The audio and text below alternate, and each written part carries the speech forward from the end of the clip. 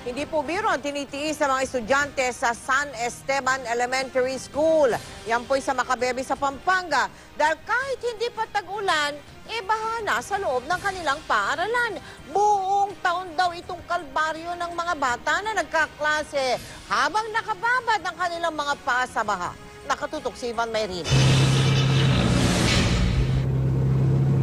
Hindi pangkaraniwang transportasyon para sa mga mag-aaral ang pagsakay ng bangka papasok ng eskwelahan. Pero para sa mga bata ng San Esteban Elementary School, bahagi ito ng kanilang pang-araw-araw na buhay.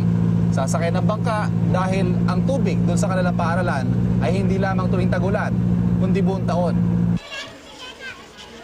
May mahigit 600 estudyante ang San Esteban Elementary School dito sa Macabebe, Pampanga.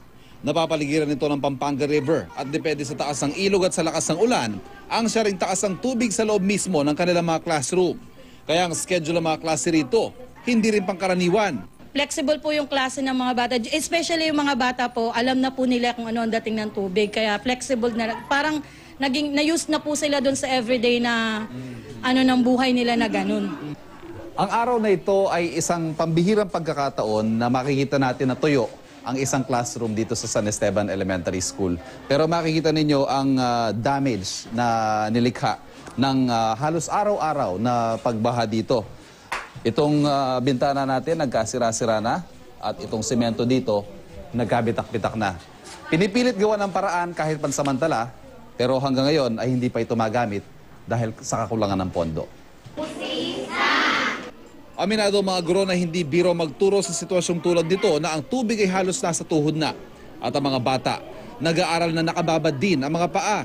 Sayang naman po kasi yung time na pagpunta dito kung hindi pa rin po kami magtuturo. Pero kung hanggang tuod na po, pinapauwi na po namin. Minsan po nangangati yung mga paka ko dahil sa lubog po. Kahit po nahihirapan ako, gusto ko pong pumasok dahil gusto ko pong matuto. Sinimulan na ang konstruksyon ng panibagong multi-story building sa paaralan nitong Marso pero natigil matapos lumabas na substandard umano ang materyales na ginamit ng kontraktor. Wala pang linaw kung kailan maitutuloy ang proyekto.